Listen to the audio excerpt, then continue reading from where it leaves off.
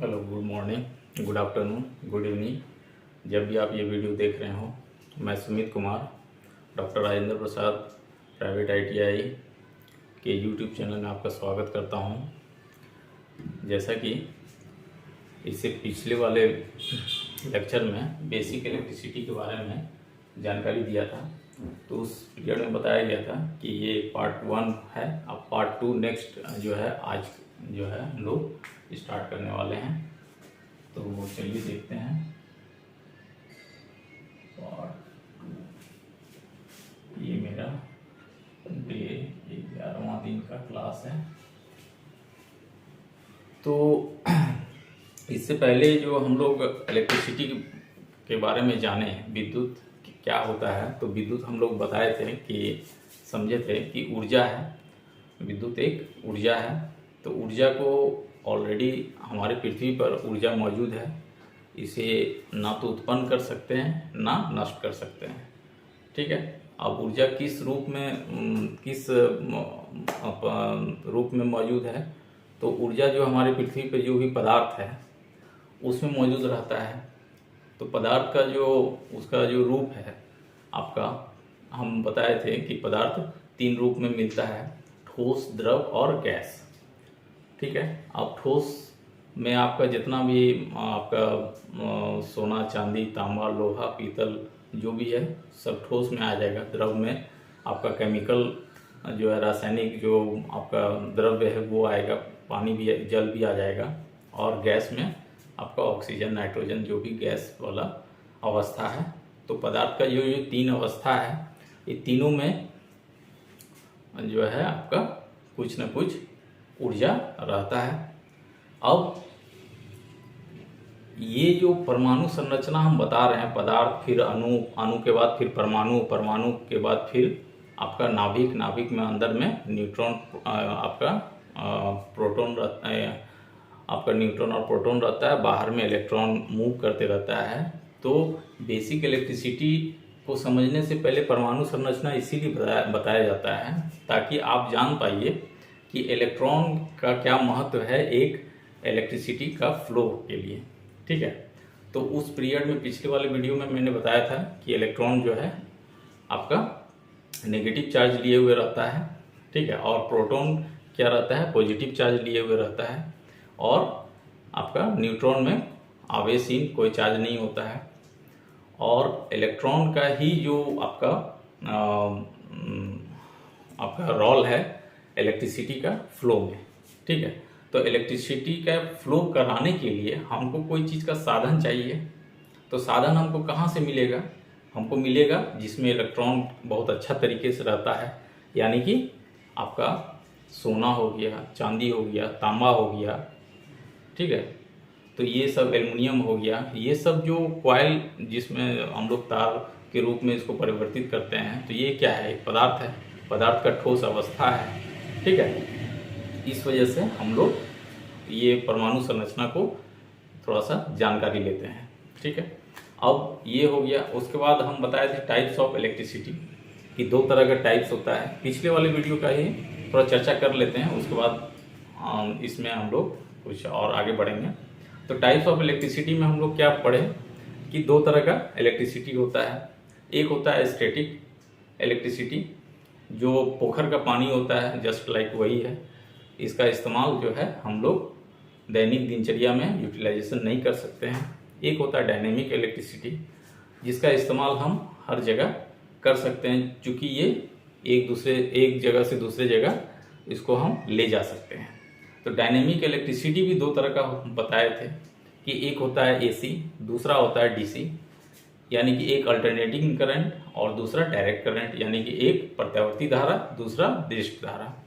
तो प्रत्यावर्ती धारा क्या होता है वो भी बताए थे कि समय के साथ जिसका दिशा और मान दोनों बदल ले वो क्या है, प्रत्यावर्ती धारा है। और दृष्ट धारा में आपका मान, समय के साथ मान वही रहता है और दिशा भी नहीं चेंज होता है, तो वो क्या है, दृष्ट धारा है। ठीक है। यानी कि डायरेक्ट करंट है। अब दोनों का अंतर भी बताए थे कि एसी और डीसी में क्या अंतर होता है। ठीक है। अब आज जो है आज हम लोग जानेंगे कि कुछ इलेक्ट्रिकल शब्दावली देखेंगे ताकि इलेक्ट्रिकल विद्युत को समझने में थोड़ा सा आसानी हो। ठीक है, उसके बाद हम लोग जानेंगे कि पावर जनरेशन यानी कि विद्युत उत्पादन कैसे होता है। ठीक है, और उसके बाद हम लोग जानेंगे कि विद्युत पर विद्युत का इफेक्ट क्या है।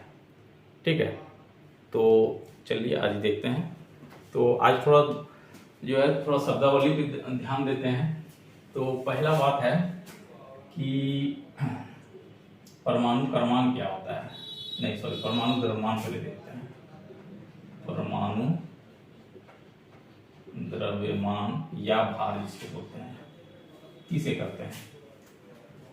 तो परमाणु में नाभिक रहता है, नाभिक के अंदर क्या रहता है, प्रोटॉन और न्यूट्रॉन रहता है।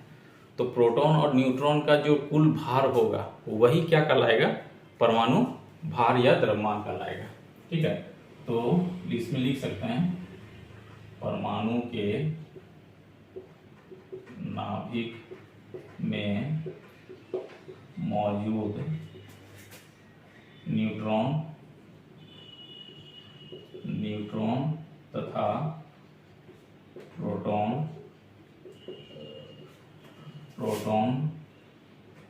का कुल भार क्या कहलाता है, परमाणु द्रव्यमान या परमाणु जिसको भारी बोलते हैं, परमाणु भार कहते हैं। ये छोटा छोटा बात है लेकिन जानकारी लेने के लिए है। ठीक है, तो परमाणु द्रव्यमान या भार किसे कहेंगे कि परमाणु में मौजूद न्यूट्रॉन और प्रोटॉन का जो कुल भार है उसको हम पूरा परमाणु का भार कहते हैं। ठीक है, अब एक बात और आ जाता है, ऑब्जेक्टिव है थोड़ा सा बनता है कि सबसे भारी क्या होता है। तो सबसे भारी होता है न्यूट्रॉन। ठीक है, उसके बाद क्या होता है, प्रोटॉन। उसके बाद हल्का, सबसे हल्का क्या होगा, इलेक्ट्रॉन। यही बात है। लेकिन अब पूछा जा सकता है कि इलेक्ट्रॉन प्रोटॉन से कितना भारी है। तो इलेक्ट्रॉन जो है प्रोटॉन से कितना भारी है, तो इसको बोला जा सकता है कि 1840 गुना भारी है। प्रोटॉन जो है इलेक्ट्रॉन से कितना भारी है, ये 1840 गुना भारी है। इसको याद रखिएगा। ठीक है, और इसमें जो है फिर न्यूट्रॉन प्रोटॉन से कितना भारी है, मामूली है, मामूली जो है अंतर रहता है। ठीक है, मामूली। ठीक है, तो जनरली पूछता है कि प्रोटॉन इलेक्ट्रॉन से कितना गुना भारी है। कभी 1840 दे दे, 1835 दे दे, 1837 दे दे, कुछ भी दे सकता है, 35 या 37 भी दे सकता है, तो इसी के आसपास। ठीक है, अधिकतर 1840 गुना देता है, तो 1840 गुना भारी है। ठीक है, ये समझ में आया होगा आपको, यानी कि परमाणु द्रव्यमान या भार समझ में आ गया। अगला देखते हैं, परमाणु संख्या किसको कहते हैं। अगला ये परमाणु संख्या। तो परमाणु संख्या मतलब क्या होता है, जितना संख्या प्रोटॉन का होगा परमाणु में उतना ही संख्या इलेक्ट्रॉन का भी होता है। तो इलेक्ट्रॉन का संख्या बोलिए या प्रोटॉन का संख्या बोलिए, परमाणु संख्या कहलाता है। ठीक है, तो परमाणु संख्या, परमाणु में मौजूद इलेक्ट्रॉन की संख्या या फिर प्रोटॉन की संख्या परमाणु संख्या कहलाएगा। परमाणु संख्या कहलाता है। ठीक है, याद रहेगा। परमाणु संख्या किसे कहते हैं, परमाणु में मौजूद इलेक्ट्रॉन की संख्या या परमाणु में मौजूद प्रोटॉन की संख्या को ही हम क्या कहते हैं, परमाणु संख्या बोलते हैं। ठीक है, अगला देखते हैं।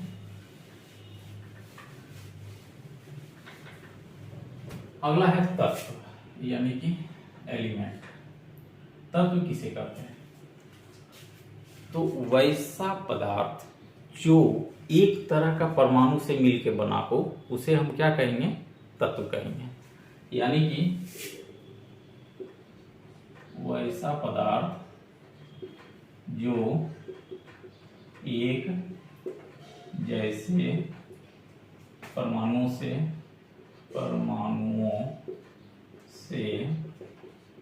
मिलकर बना हो उसे हम क्या कहेंगे? उसे हम तत्व कहते हैं, यानी कि एलिमेंट कहते हैं, तत्व कहते हैं। इसमें याद रखने वाला बात यही है कि एक जैसे परमाणु से मिलकर जो बनता है उस पदार्थ को हम लोग क्या बोलेंगे? तत्व बोलेंगे। ठीक है, एलिमेंट्स बोलेंगे। समझ में आया होगा? अगला देखते हैं। उसी तरह हम लोग यौगिक किसको बोलते हैं? यौगिक यानी कि कंपाउंड। कंपाउंड बात वही है, वैसा पदार्थ जो अलग अलग परमाणुओं से मिलकर बना हो उसे क्या कहेंगे? यौगिक यानी कि कंपाउंड कहेंगे। वो एक जैसा था, परमाणु से मिलकर बना था तो तत्व कहलाया। ये अलग अलग परमाणु से मिलकर बनेगा तो यौगिक कहलाएगा। तो इसमें भी लिख सकते हैं कि वैसा पदार्थ जो अलग अलग परमाणुओं से मिलकर बना हो उसे हम क्या कहेंगे? उसे हम यौगिक कहेंगे, यौगिक कहते हैं। समझ में आया होगा कंपाउंड किसको बोलते हैं? ये अलग अलग परमाणुओं से मिलकर बनता है उसे हम कंपाउंड यानी कि यौगिक कहेंगे। ठीक है, अब आ जाइए दो चार को इसमें शब्द सब है, याद रखिएगा। अब आते हैं धनायन किसे कहते हैं? यानी कि धन आवेश। धनायन यानी कि इसको प्लस डी से डिनोट करते हैं। तो धनायन किस पे चार्ज रहता है? प्रोटॉन पे रहता है। तो धनायन क्या कहलाता है? कि वैसा आवेश जिससे इलेक्ट्रॉन का त्याग होता है, इलेक्ट्रॉन खोता है, वो आवेश जिसमें इलेक्ट्रॉन खोता है उसको हम क्या बोलेंगे? धन आवेश बोलेंगे। वैसा आवेश जिसमें इलेक्ट्रॉन का त्याग यानी कि इलेक्ट्रॉन जाता हो, त्याग होता है, उसे हम क्या बोलेंगे? धनायन बोलेंगे। यानी कि ये आपका प्लस डी या धन आवेश भी बोलते हैं, इसको हम धन आवेश कहते हैं। इसमें इलेक्ट्रॉन का खोना होता है, इलेक्ट्रॉन त्यागता है तो पॉजिटिव हो जाता है। ठीक है, अगला है ऋण आयन, जो किसके पास रहता है? आपका ऋण आवेश किस में रहता है?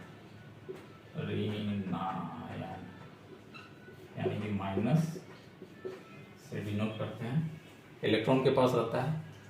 तो वैसा आवेश जिसमें इलेक्ट्रॉन आ जाता है, मतलब उसके पास इलेक्ट्रॉन का समावेश हो जाता है, उस आवेश को क्या बोलेंगे? ऋण आवेश बोलेंगे। ठीक है, यानी कि वैसा आवेश जिसमें इलेक्ट्रॉन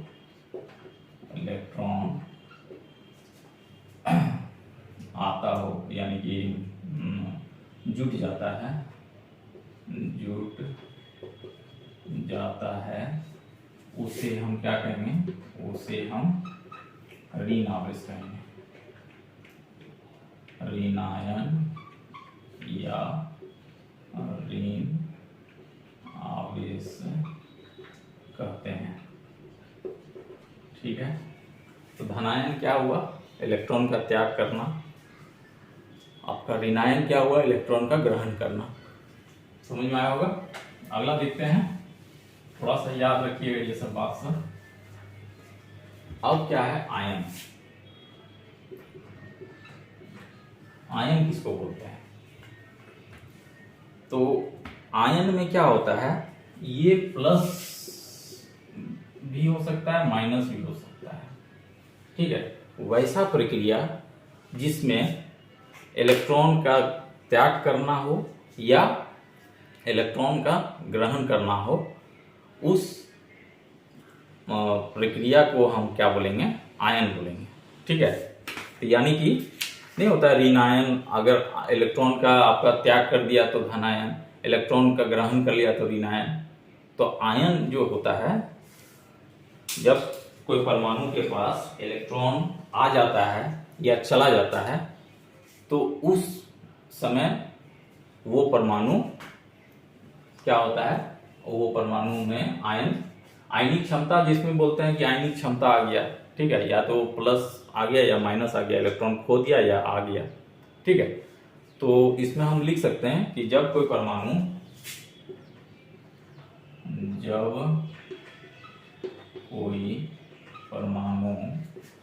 इलेक्ट्रॉन का त्याग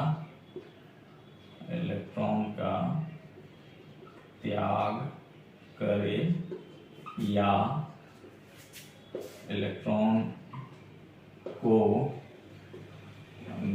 ग्रहण करे, तब उस पर एक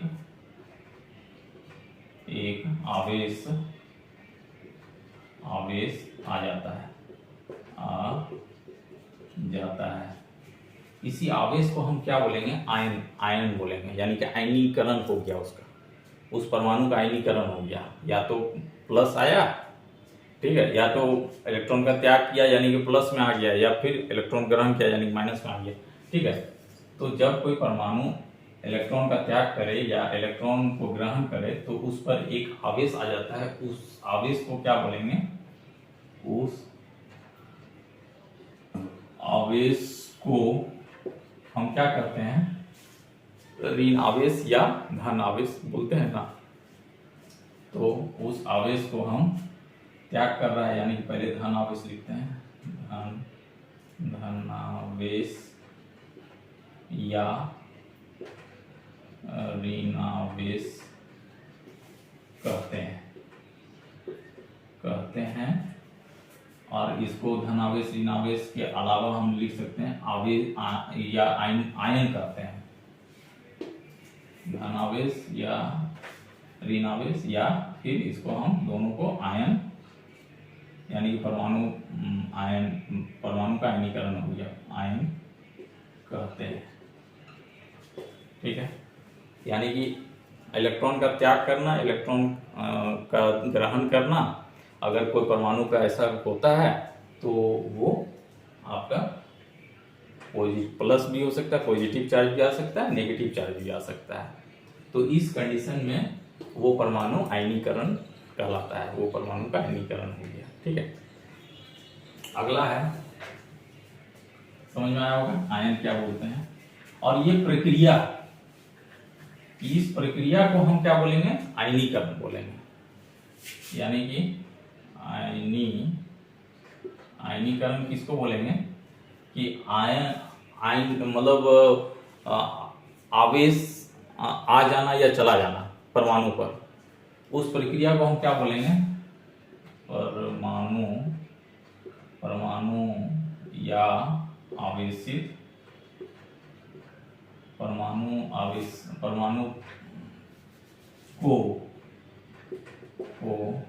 आवेशित करने की प्रक्रिया को हम क्या कहेंगे, हम आयनीकरण कहेंगे। आयनीकरण कहते हैं। आयन समझ में आया होगा। और आयन जब समझ में आया तो वो प्रक्रिया ही क्या कहलाया, आयनीकरण कहलाया, ठीक है। तो आयन भी समझ में आया, आयनीकरण भी आपको समझ में आया होगा, ठीक है, कि परमाणु को आवेशित करने की प्रक्रिया ही क्या कहलाएगा, आयनीकरण कहलाएगा, ठीक है। अगला देखते हैं, विद्युत धारा क्या है। विद्युत धारा ये एक शब्द है लेकिन याद रखने योग्य बात सब है। तो विद्युत धारा किसे कहते हैं? विद्युत धारा हम उसे कहेंगे जो इलेक्ट्रॉन का प्रवाह को ही हम, इलेक्ट्रॉन का फ्लो को हम क्या बोलते हैं? विद्युत धारा बोलते हैं। यानी कि इलेक्ट्रॉन का जो है किसी भी चालक में गमन करना क्या कहलाएगा?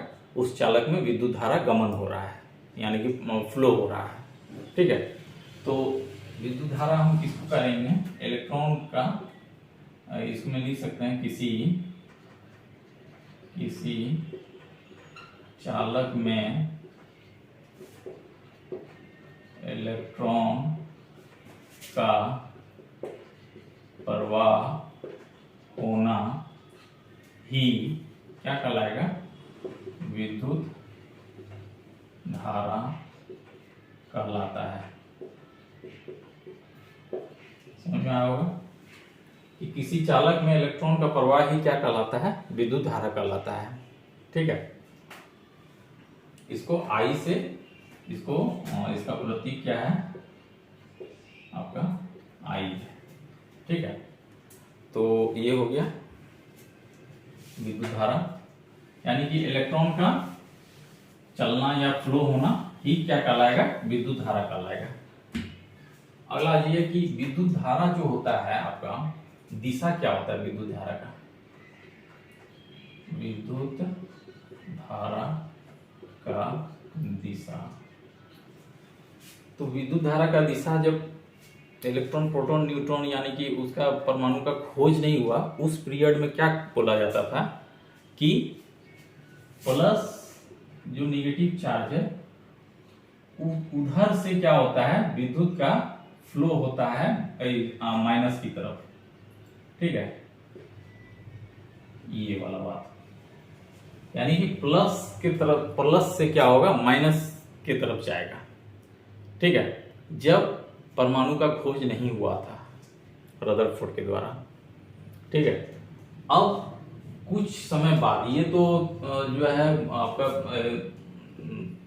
गलत साबित हो गया। कुछ समय जब बाद जब परमाणु का खोज हुआ, इलेक्ट्रॉन, प्रोटॉन, न्यूट्रॉन का खोज हुआ, तब कहा गया कि नहीं, माइनस जो चार्ज है, माइनस के चार्ज से प्लस के चार्ज के पास जाता है धारा।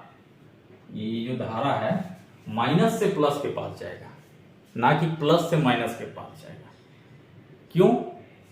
क्योंकि किसी के पास कुछ रहेगा तो वो अगर दूसरे को दे देता है तो वो प्लस हो जाएगा, और इसके पास जो है माइनस में आ जाएगा ये।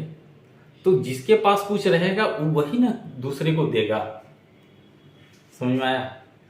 यानी कि ये जो है इसको दिया तो यहां माइनस हो गया, इसके पास आया यानी कि प्लस में आ गया, प्लस के पास आ गया, प्लस हो गया, चार्ज इसके पास आया यानी कि ये प्लस में हो गया। तो कहा गया कि विद्युत हमेशा माइनस से प्लस की ओर जाता है। ठीक है, पहले समय में क्या बोलता था आदमी कि प्लस से माइनस की ओर जाता था, तो ऐसा नहीं है, माइनस से प्लस की ओर विद्युत धारा प्रवाह होता है। तो विद्युत धारा का दिशा हम बोल सकते हैं कि आपका नेगेटिव चार्ज से, नेगेटिव चार्ज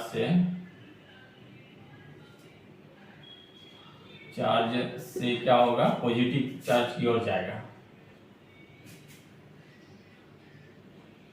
पॉजिटिव चार्ज की ओर जाता है। समझ में आया होगा? क्यों भाई? क्योंकि इसके पास है तब ना दिया इसको, तब ना ये प्लस में हुआ और ये माइनस में आ गया, इसीलिए। ठीक है, इसीलिए माइनस से प्लस की ओर आपका धारा की दिशा, यानी कि इलेक्ट्रॉन मूव करता है। ठीक है, इलेक्ट्रॉन का मूव होना क्या कहला रहा है? धारा बहना कहलाता है, यानी कि धारा की दिशा किधर जाएगा? माइनस से हमेशा प्लस की ओर जाएगा। ठीक है, पहले समय में प्लस से माइनस बोला जाता था, लेकिन ये आपका अवधारणा गलत है। माइनस से प्लस की ओर जाएगा, प्लस से माइनस नहीं। ठीक है, ये समझ में आया होगा आपको धारा की दिशा। अगला है आपका विद्युत वाहक बल। विद्युत वाहक बल किसे कहते हैं, यानी कि ईएमएफ, आपका इलेक्ट्रिक मोटिव फोर्स, ईएमएफ।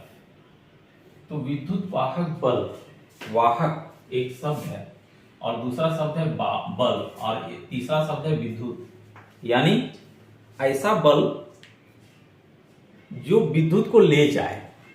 ठीक है, अब समझिए बात को। अगर ये एक आपका सर्किट है माइनस प्लस, ठीक है, अब करंट फ्लो हो रहा है। ठीक है, तो अगर कोई तार है, तार ऐसे है, कोई कनेक्शन नहीं हुआ है, तो तार के अंदर चाहे कॉपर हो, चाहे एल्युमिनियम हो, चाहे कोई भी तरह का तार हो, तार के अंदर उसका इलेक्ट्रॉन क्या होगा, सुस्त अवस्था में होगा। ठीक है, अगर उसमें एक बैटरी लगा दिया जाए, ये वाला बैटरी अगर लगा दिया जाए, तो बैटरी क्या करेगा, उसके इलेक्ट्रॉन्स को वो फोर्स मारेगा, बल लगाएगा। तो बल लगाने से क्या होगा, इलेक्ट्रॉन का प्रवाह होने लगेगा। ठीक है, होगा ना। तार जो है, जो सुस्त अवस्था में था, उसके अंदर इलेक्ट्रॉन जो सुस्त अवस्था में था वो चालू हो जाएगा, इलेक्ट्रॉन का प्रवाह होने लगेगा। तो वही बोला जाता है कि वैसा बल जो इलेक्ट्रॉन के प्रवाह को, मतलब इलेक्ट्रॉन के प्रवाह को नियंत्रित करे।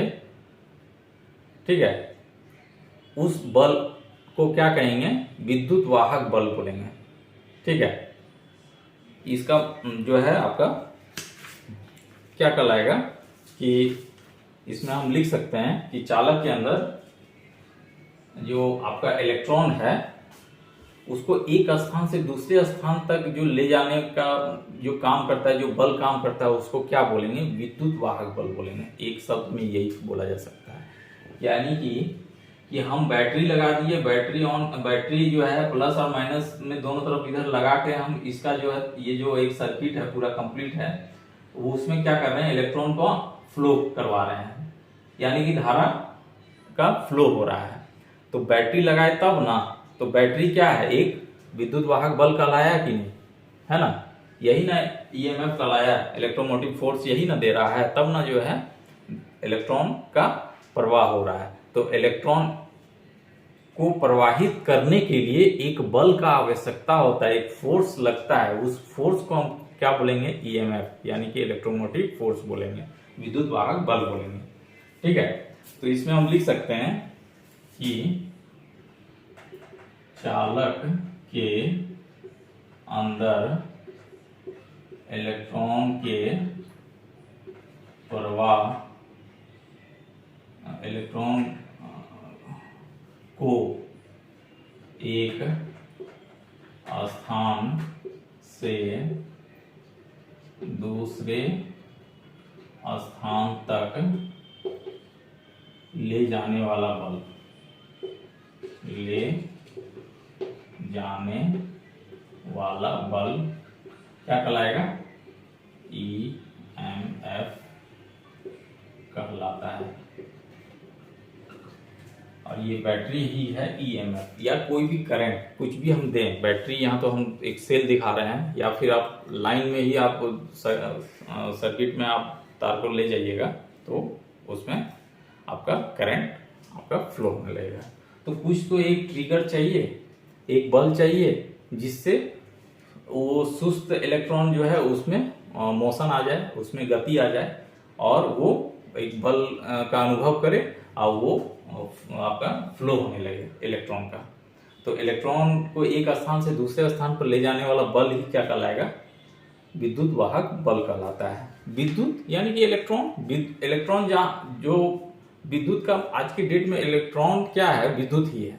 ठीक है, तो जिस कंडक्टर में इलेक्ट्रॉन है उसी में हम विद्युत ले जा सकते हैं, कंडक्टर, सेमीकंडक्टर, ठीक है।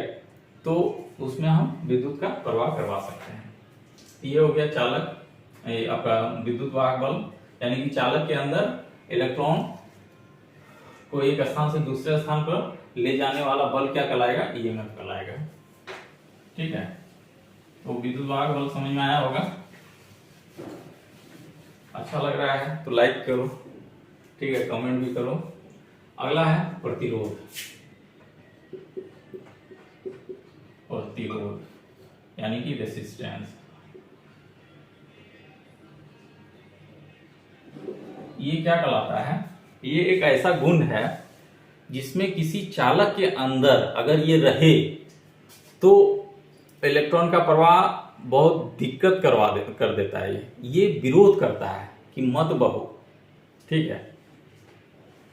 ये मना कर रहा है कि विद्युत वाहक बल्ब को रोक रहा है, मतलब आपका जो है इलेक्ट्रॉन को रोक रहा है, इलेक्ट्रॉन का मतलब गति को अवरोध करना, मतलब मना कर रहा है कि मैं यहाँ पे इलेक्ट्रॉन का प्रवाह नहीं होना चाहिए, ठीक है। तो ये क्या है कि किसी चालक के अंदर, किसी चालक के अंदर वह गुण जो इलेक्ट्रॉन के प्रवाह का विरोध करे, उसे हम क्या कहेंगे, उसे हम प्रतिरोध कहेंगे, प्रतिरोध कहते हैं। यानी कि अगर प्रतिरोध वाला चालक है तो वो चालक नहीं कहलाएगा, वो कुचालक है। जैसे कि लकड़ी, कपड़ा, आपका प्लास्टिक, ये सब क्या है, ये कंडक्टर में नहीं आएगा। इसमें आपका रेसिस्टेंस उसमें ज़्यादा रहता है, उसमें आपका इलेक्ट्रॉन प्रवाह नहीं होगा, ठीक है। आपका कॉपर हो गया, आपका लोहा हो, आयरन हो गया, आपका एल्युमिनियम हो गया, ये सब आपका अच्छा कंडक्टर कहलाएगा, क्योंकि इसमें प्रतिरोध नहीं के बराबर है, ठीक है। और इसमें जो है जिसमें प्रतिरोध रहेगा वो आपका कंडक्टर नहीं है, वो उसका उसमें चालकता का गुण नहीं है, यानी कि इलेक्ट्रॉन का प्रवाह नहीं होगा, ठीक है। वो जबरदस्ती आप करवाइएगा तो कोई फायदा नहीं है, ठीक है। तो यानी कि प्रतिरोध यानी कि रेसिस्टेंस वो गुण होता है जो किसी भी चालक में इलेक्ट्रॉन का प्रवाह का विरोध करता है, ठीक है, कि मत बहो, हम नहीं बहने देंगे वो आपका इलेक्ट्रॉन का प्रवाह का विरोध करे, उस गुण को हम क्या बोलेंगे, आपका प्रतिरोध बोलेंगे, यानी कि रेसिस्टेंस बोलेंगे, ठीक है। इसको मिटाते हैं। अगला है चालकता यानी कि कंडक्टिविटी।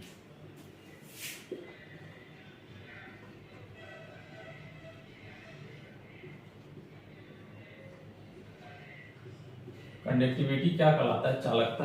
किसी चालक का वह गुण जो इसका ठीक उल्टा, जो इलेक्ट्रॉन के प्रवाह में मदद करे, ठीक है, उसे हम, उस गुण को हम क्या बोलेंगे, चालक का चालकता कहेंगे, ठीक है। यानी कि किसी भी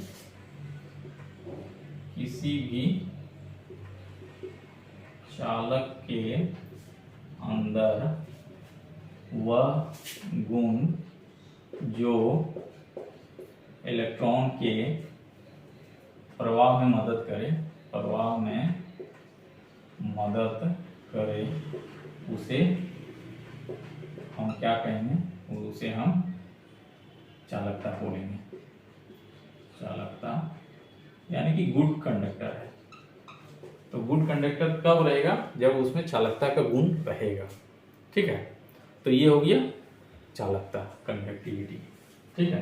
किसी भी चालक के अंदर का वह गुण का, यहाँ लिखिए, का वह गुण जो इलेक्ट्रॉन के प्रवाह में मदद करे, उसे हम क्या बोलेंगे, चालकता कहेंगे, आज थोड़ा समझ में आ रहा होगा इलेक्ट्रिसिटी क्या होता है। ठीक है, थोड़ा अच्छा लग रहा है तो लाइक कीजिए। अगला है विभव। विभव, ठीक है। तो विभव में आपका नहीं होता है कि आपका कि वह जो बल है जो आपका एक आपका इलेक्ट्रॉन के बहने में को प्रेरित करे, उस बल को हम क्या बोलेंगे? विभव बोलेंगे। यानी कि चालक का वह बल जो इलेक्ट्रॉन के बहने को प्रेरित करे कि बहो, फ्लो हो, उस बल को हम क्या बोलेंगे? विभव बोलेंगे। यानी कि चालक का वह बल जो इलेक्ट्रॉन के बहाव को क्या करे? प्रेरित करे, उसे हम क्या कहेंगे? विभव कहेंगे, विभव कहते हैं। ठीक है, तो ये है आपका, यानी कि कुछ ऐसा भी कंडक्टर में रहता है कि ऐसा भी प्रॉपर्टीज रहता है जो चालक के अंदर इलेक्ट्रॉन के बहाव में मदद करता है या वो प्रेरित करता है। उस बल को हम क्या बोलेंगे? विभव बोलेंगे।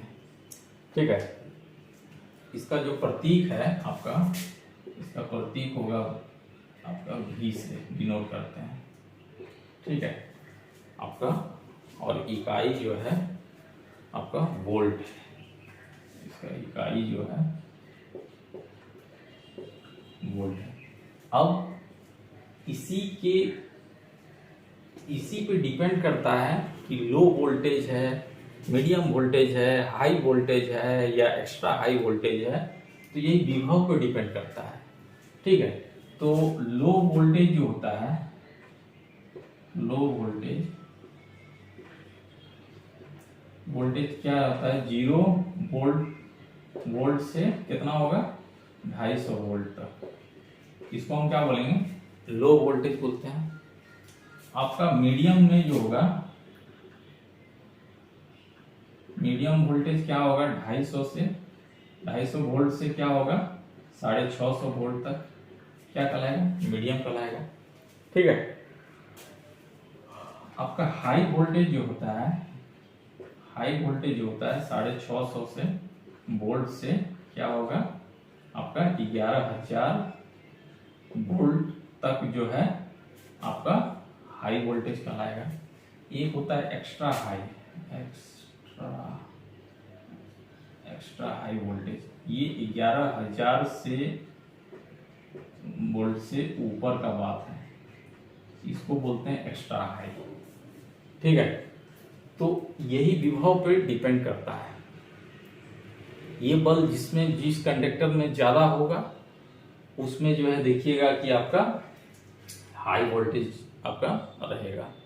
ठीक है, थोड़ा कम इसमें गुण रहेगा, विभव का गुण जिस कंडक्टर में कम रहेगा उसमें थोड़ा देखिएगा लो वोल्टेज रहेगा। तो कंडक्टर पे डिपेंड करता है किस तरह का आप वायर लगाए हैं, किस तरह का आपका परिपथ है। ठीक है, उसी हिसाब से अगला है विभवांतर। विभव समझ में आया होगा। अगला है पोटेंशियल डिफरेंस। विभवांतर नहीं दिख रहा है इसमें, ये एक वर्ड निकल के आ रहा है, विभव में अंतर। दो विभव के बीच में जो अंतर होगा उसी को हम क्या बोलेंगे? विभवांतर बोलेंगे। तो हम लिख सकते हैं कि किसी बंद परिपथ में मौजूद दो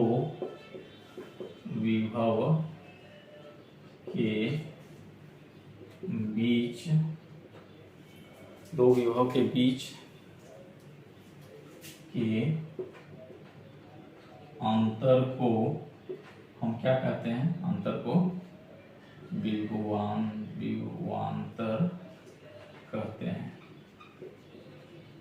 ठीक है, पोटेंशियल डिफरेंस यही है, यानी कि आपका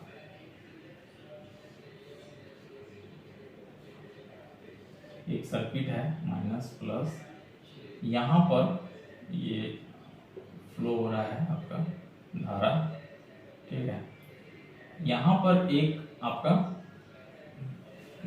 विभव है, इसका भी कुछ मान होगा, ठीक है, एक यहाँ पर है या कहीं पर भी एक और, तो दोनों का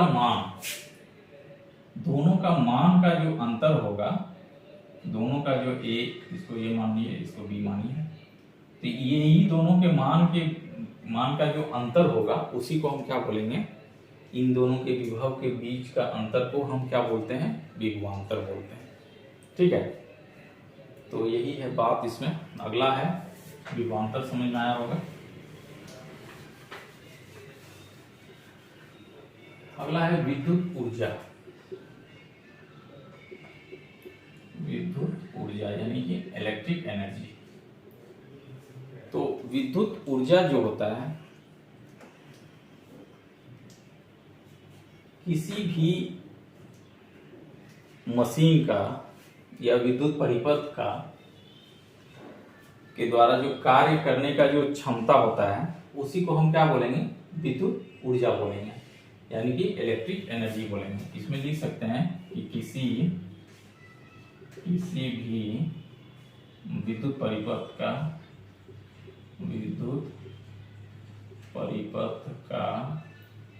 कार्य करने की क्षमता को ही हम क्या करते हैं, इलेक्ट्रिक एनर्जी यानी कि विद्युत ऊर्जा कहते हैं। ठीक है, आपका कोई भी विद्युत परिपथ में जो नहीं होता है कि किस तरह का मतलब आपका वोल्टेज अगर कुछ अच्छा चाहिए तो हम आजकल क्या कर रहे हैं, एलईडी ट्यूबलाइट लगा रहे हैं, तो उसमें क्या होता है, विद्युत परिपथ उसका अच्छा रहता है, तो उसका जो कार्य करने की जो क्षमता है वो अच्छा है, और वही उसमें जो है उस ऊर्जा को हम विद्युत ऊर्जा बोलते हैं। ठीक है, तो विद्युत ऊर्जा डिपेंड करता है कि किस तरह का परिपथ है, किस तरह का परिपथ का क्षमता है, उस क्षमता पे आपका डिपेंड करेगा कि आप कितना इलेक्ट्रिक एनर्जी आप मतलब पा सकते हैं। ठीक है, तो इसका जो मात्रक है ये जूल है, एनर्जी में आता है, यानी कि ऊर्जा है, इसका मात्रक क्या हो जाएगा, मात्रक हो जाएगा जूल। इसका प्रतीक जो होता है आपका विद्युत ऊर्जा का, आपका ई से, एनर्जी ऊर्जा है तो ई से डिनोट करते हैं। ठीक है, अगला देखते हैं विद्युत ऊर्जा, समझ में आया होगा। अगला है विद्युत पावर, विद्युत शक्ति जिसको बोलते हैं, इलेक्ट्रिक पावर, विद्युत शक्ति यानी कि इलेक्ट्रिक पावर। इसमें क्या कहलाएगा कि इसमें जो है किसी भी विद्युतीय मशीन के द्वारा कार्य करने की दर को हम क्या बोलेंगे, इसका इलेक्ट्रिक पावर कहते हैं, यानी कि किसी भी मशीन के द्वारा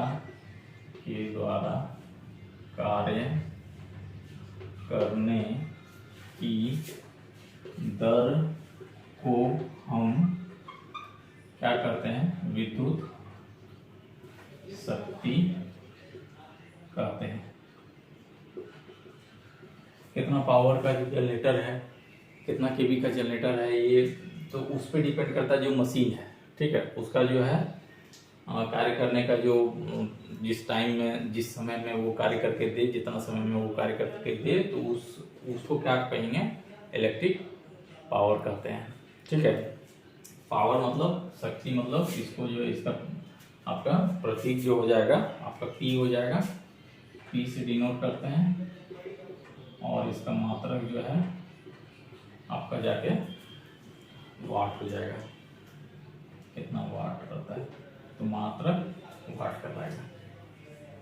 तो अभी आप समझ में आया होगा कुछ कुछ इलेक्ट्रिक एनर्जी के बारे में, इलेक्ट्रिक पावर के बारे में, इलेक्ट्रिक के बारे में कुछ कुछ शब्दावली जो आप जाने, प्रतिरोध क्या है, चालकता क्या है, ठीक है, आपका परमाणु संख्या क्या है, परमाणु द्रव्यमान क्या है, ठीक है, धनायन क्या होता है, ऋणायन क्या होता है, ये सब बताने का एक ही मकसद था कि आप इलेक्ट्रिक जो डिफिनेशन है उसको थोड़ा सा आप समझिए, ठीक है।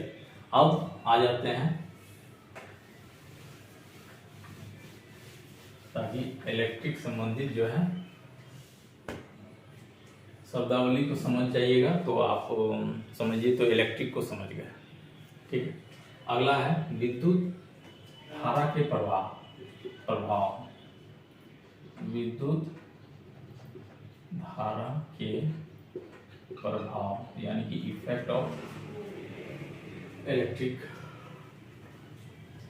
करंट, ठीक है। तो विद्युत धारा के जो प्रभाव होते हैं उसका जो इफेक्ट होता है कितने तरीके का होता है, ठीक है। तो इसमें हम देखते हैं कि एक जो होता है आपका हीटिंग इफेक्ट होता है, हीटिंग इफेक्ट,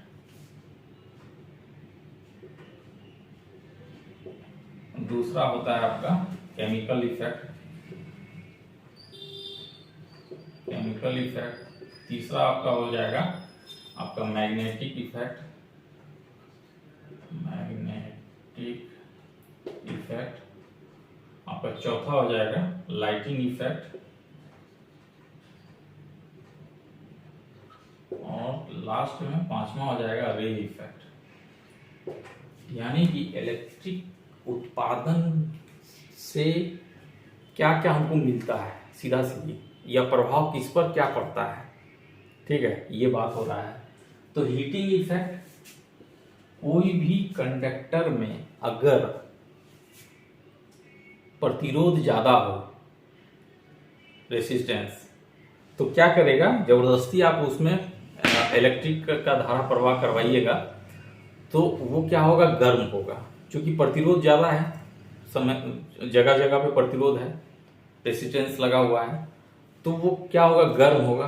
गर्म होगा तो क्या होगा, वो कॉइल यानी कि जो भी परिपथ है आपका कॉइल है, कॉइल गर्म होगा, चमकने लगेगा, गर्मी पैदा करेगा।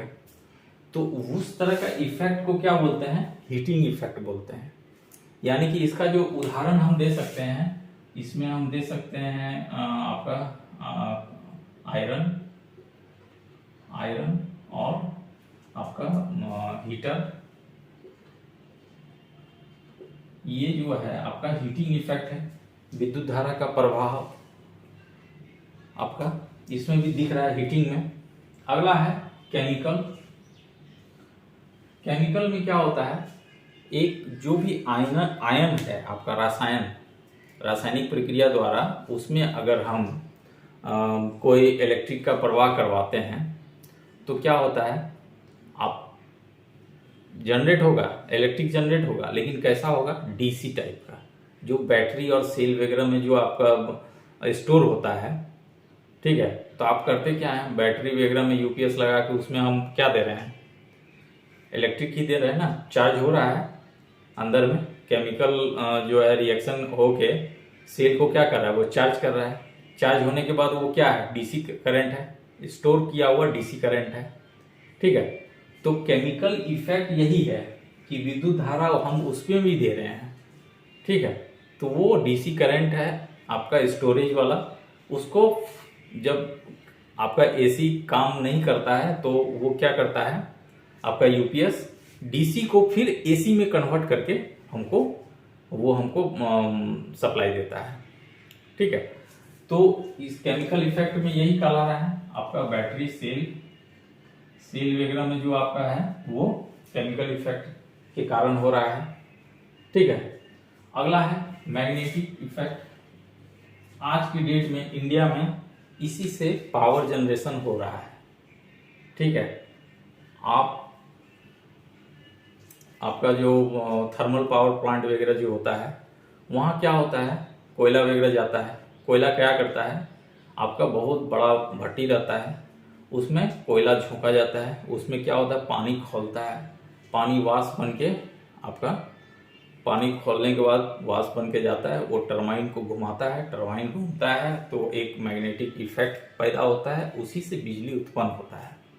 ठीक है। तो मैग्नेटिक इफेक्ट के कारण आज तो हम थर्मल पावर प्लांट के बारे में बताए, आपका पंखा, आपका मोटर, छोटा छोटा मोटर, या फिर आप पानी जो ट्यूबवेल जो आपका कुआं वगैरह में ट्यूबवेल लगा हुआ है, तो वहाँ मैग्नेटिक इफेक्ट का काम हो रहा है। पंखा जो चल रहा है वो भी मैग्नेटिक इफेक्ट के कारण आपका चल रहा है। तो धारा का प्रभाव वहां भी दिख रहा है। कहाँ दिख रहा है, मैग्नेटिक इफेक्ट में। यानी कि आपका फैन हो गया, पंखा, आपका मोटर, ये सब में जो है आपका मैग्नेटिक इफेक्ट दिखता है। ठीक है। अगला है लाइटिंग। लाइटिंग में आप समझिए कि जितना तरह का आपका ट्यूब है, CFL है, आपका मतलब फ्लोरोसेंट ट्यूब हो गया, CFL हो गया, आपका जाके स्ट्रीट लाइट हो गया, तो इसमें क्या होता है, इसमें आपका गैस नहीं बता रहे थे स्टार्टिंग में कि बाबू पदार्थ का जो 3 गो अवस्था है, तो ठोस वाला भी है, द्रव वाला भी है और गैस वाला भी है। तो गैस वाला में ही आएगा, लाइटिंग वाला है। ठीक है। तो उसमें क्या होता है ना कि कुछ गैसीय जो आपका रहता है, उसमें हम लाइट को आपको प्रवाहित धारा को प्रवाह करवा के हम उसमें आपको मतलब कुछ इस तरह का नियॉन लैंप वगैरह हुआ या ट्यूब हुआ, उसमें हम प्रकाशीय ऊर्जा प्राप्त करते हैं। तो प्रकाशीय ऊर्जा प्राप्त करने में भी धारा का प्रभाव दिख रहा है कि इलेक्ट्रिक है तभी हमको प्रकाशीय ऊर्जा मिल रहा है। ठीक है। तो एलईडी लैंप, एलईडी हो गया, एलईडी हो गया, आपका नियॉन लैंप हो गया, स्ट्रीट लैंप हो गया, स्ट्रीट लैंप हो गया, ये सब जो लैंप जल रहा है या एलईडी बल्ब जल रहा है या फ्लोरोसेंट ट्यूब हो गया, फ्लोरोसेंट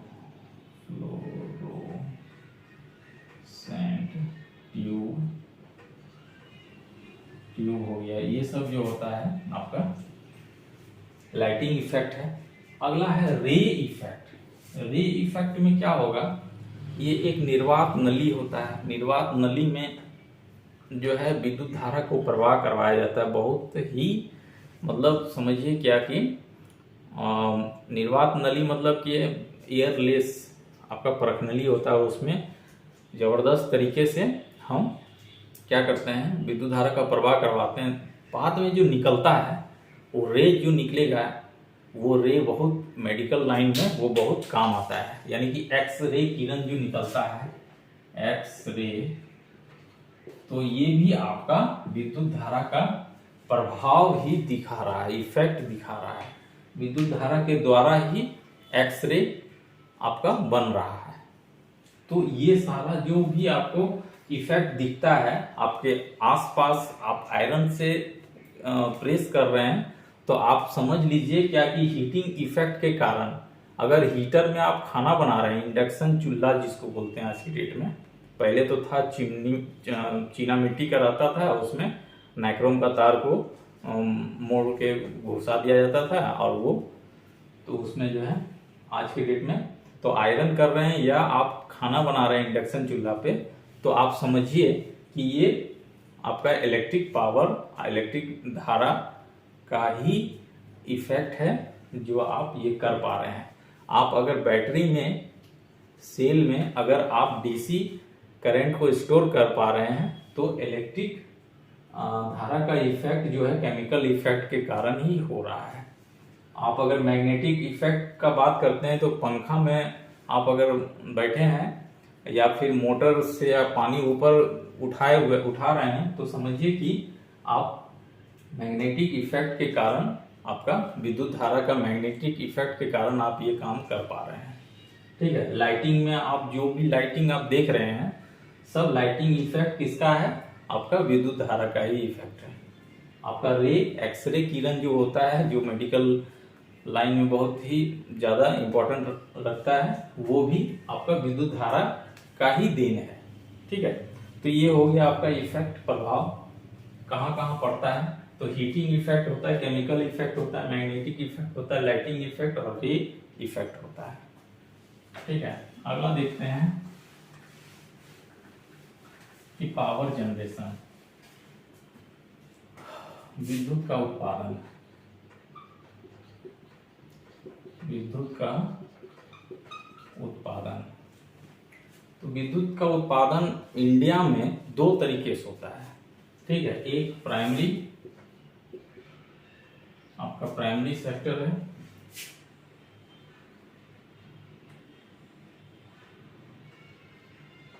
प्राइमरी, और दूसरा सेकेंडरी। आपका प्राइमरी आपका सोर्स लिख सकते हैं,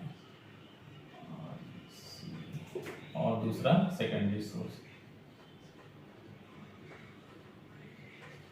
सेकेंडरी सोर्स, तो प्राइमरी सोर्स मतलब नेचर हमको क्या दिया है, नेचर के द्वारा जो है हम ले सकते हैं, वो हो जा रहा है। तो प्राइमरी सोर्स में हम आ जाएंगे, आपका हवा, हमको एयर मिला है। ठीक है, हवा मिला है, ज्वार भाटा से हम बिजली निकाल सकते हैं, और सूर्य। अब बिजली एसी है डीसी है, वो बात का बात है। ठीक है, तो ये सब है प्राइमरी आपका सोर्स। सेकेंडरी सोर्स जो कि इंडिया में ज़्यादा चलन है। ठीक है, इसमें आपका सेकेंडरी वाला में आपका सोलर प्लांट, सोलर सिस्टम जो प्लांट होता है, सिस्टम प्लांट, ये पहला। दूसरा है, सोलर सिस्टम में क्या होता है कि सूर्य का रोशनी का ही इस्तेमाल किया जाता है।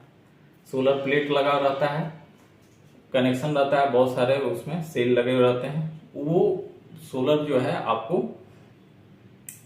तापीय ऊर्जा है, उसको विद्युतीय ऊर्जा में कन्वर्ट करके हमको डीसी के तौर पर हमको सेल में मिल जाता है। ठीक है, अब उसको फिर हम फॉर फ्यूचर रात में, जनरली रात में यूज करते हैं, या फिर दिन में भी अगर यूज किए तो लाइटिंग वूटिंग में नहीं, खास करके उसका कुछ लैपटॉप या सिस्टम जो भी चलाना हो, हेवी वाला मशीन वगैरह नहीं चलाना है, तो उसको हम इस्तेमाल करते हैं। आज के डेट में गवर्नमेंट की तरफ से सब्सिडी भी मिलता है सोलर पैनल को लगाने के लिए घर में। ठीक है, और सरकार भी चाह रही है कि अपना खुद का पावर जनरेशन आप खुद कीजिए। ठीक है, तो सोलर सिस्टम पे ज्यादा ध्यान दिया गया है आज के डेट में। ठीक है, अगला है thermal power plant. Thermal power plant, ये थर्मल पावर प्लांट क्या होता है, बहुत बताए थे आपको कि कोयला है, कोयला जाता है वहाँ पावर प्लांट में, बहुत बड़ा भट्टी रहता है, उसमें पानी खौलता है, वो गैस बन के उड़ता है। उस गैस का उस वाष्प को जो है टरबाइन घुमाने में इस्तेमाल होता है, टरबाइन घूमता है, मैग्नेटिक फील्ड उत्पन्न होता है, उससे क्या होता है, पावर जनरेट होता है। ये अभी सबसे ज्यादा आपका इंडिया में पावर सप्लाई का सोर्स है, पावर जनरेशन का सोर्स है, या सप्लाई जो भी बोलिए, इसी से सप्लाई ज्यादा हो रहा है। ठीक है, क्योंकि कोयला हमारे इंडिया में ऑलरेडी अच्छे खासे मात्रा में मौजूद है। ठीक है, इसका कमी नहीं है, इस कारण तो थर्मल पावर प्लांट का इस्तेमाल ज़्यादा होता है। अगला है तीसरा नंबर में एटॉमिक पावर प्लांट। इसमें क्या होता है, इसमें वही बात है, आपका जो भी परमाणु है उसको विभाजित करके पावर जनरेशन में इस्तेमाल होता है। तो इसमें थोड़ा सा इसका पावर प्लांट थोड़ा संख्या में कम है, क्योंकि ये थोड़ा रिस्की टाइप का है और इसका पावर को कंट्रोल करना थोड़ा मुश्किल होता है। ठीक है, और चौथा हो जाएगा आपका diesel power plant. Diesel power plant, इसका भी पावर प्लांट जनरेशन इसका भी थोड़ा सा मतलब कम होता है, क्योंकि डीजल हम लोगों को मतलब उतना मात्रा में नहीं मिलता है जितना मात्रा में कोयला मिलता है और जितना मात्रा में सूर्य का रोशनी मिलता है। तो अभी सोलर सिस्टम पे ज्यादा जोर दिया गया है। स्ट्रीट लाइट को मतलब कि स्ट्रीट लाइट में ज्यादा जोर दिया गया है। मतलब क्या कि बड़े बड़े हाईवे, बड़ा बड़ा जो हाईवे है उसमें भी सोलर सिस्टम पैनल के द्वारा उसमें लाइटिंग दिया जा रहा है। ठीक है, आखिर कोयला भी तो खत्म, मतलब कोयला ऐसा तो नहीं है ना कि जो है मतलब हमेशा के लिए रहेगा। तो सोलर सिस्टम पे ज्यादा जोर दिया गया है। तो पावर जनरेशन, विद्युत का उत्पादन यही दो तरीके से होता है। हवा में देखिएगा, यहाँ पर हवा जो प्राइमरी स्टेज का है उसमें देखिएगा बड़ा बड़ा जो है आपका टरबाइन वाला, मतलब बहुत बड़ा बड़ा पंखा जो है मैदान में जो देखिएगा फील्ड में लगा हुआ रहता है, वो भी क्या करता है, घूमता है। घूमने के बाद वो भी स्टोर होता है। ठीक है, आपका पवन चक्की जिसको बोलते हैं, तो वो ज्यादा मात्रा में उतना नहीं हो पाता है जितना मात्रा में सोलर वाला होता है। ठीक है, तो प्राइमरी सोर्स में हवा, ज्वार-भाटा और सूर्य है। सेकेंडरी में ये सारे पावर प्लांट हैं। इसी से पावर जनरेशन हमारे इंडिया में होता है। तो आज अभी तक आप क्या क्या समझ में आया कि इलेक्ट्रिसिटी क्या है? एक ऊर्जा है। ऊर्जा को ना तो नष्ट कर सकते हैं ना उत्पन्न कर सकते हैं। ये प्रकृति में ऑलरेडी मौजूद है, पदार्थ में, सभी तरह के पदार्थ में, पदार्थ का जो अवस्था है उसमें। ठीक है, पदार्थ के लास्ट अवस्था जो परमाणु है, परमाणु में जो इलेक्ट्रॉन है वही जिम्मेदार है विद्युत प्रवाह करवाने में। ठीक है, ये तो समझ में आ गया। परमाणु संरचना क्यों बताना पड़ता है, ये है कारण है। अगला है कि करंट दो तरह का होता है, स्टैटिक है और दूसरा डायनेमिक है। स्टैटिक कोई यूटिलाइजेशन नहीं है उसका, डायनेमिक का यूटिलाइजेशन है। डायनेमिक भी दो तरह का होता है, एक एसी दूसरा डीसी। ठीक है, अगला है कि एसी को हम अगर उसका अंतर देखेंगे तो एसी को हम दूर दूर ले जा सकते हैं, डीसी को नहीं ले जा सकते हैं। अगर ले जाते हैं तो खर्च ज़्यादा बैठता है। ठीक है, एसी में हम ट्रांसफार्मर लगा सकते हैं, डीसी में नहीं लगा सकते हैं। एसी का यूटिलाइजेशन ज़्यादा है, अधिकतर होता है, डीसी का कम होता है। तो ये वाला बात है। अब आ जाते हैं ये आज का जो हम बताए शब्दावली कि परमाणु संख्या क्या है, परमाणु द्रव्यमान क्या है, ऋणायन क्या होता है, धनायन क्या होता है, प्रतिरोध क्या होता है। ठीक है, चालकता क्या होता है, आपका रेसिस्टेंस हो गया, आपका विभव क्या है, विभवांतर क्या है। तो ये सारे, उसके बाद आपको हम आपका विद्युत धारा का प्रभाव किस पर कैसा पड़ता है और विद्युत धारा का उत्पादन कैसे किया जा सकता है, कहाँ कहाँ होता है, कैसे होता है, वो आगे आप देखें। तो इलेक्ट्रिसिटी आज कंप्लीट हुआ, पार्ट 2। ठीक है, इलेक्ट्रिसिटी अगर बेसिक इलेक्ट्रिसिटी बोलिएगा तो यही है। ठीक है, अब इसका जो नेक्स्ट वीडियो में हम इसका लेके आते हैं एक्सरसाइज। ठीक है, अगर वीडियो अच्छा लगे तो लाइक कीजिए, कमेंट कीजिए और सब्सक्राइब अगर नहीं किए हैं, देखते हैं और सब्सक्राइब नहीं किए हैं तो सब्सक्राइब भी कीजिए। धन्यवाद, गुड नाइट।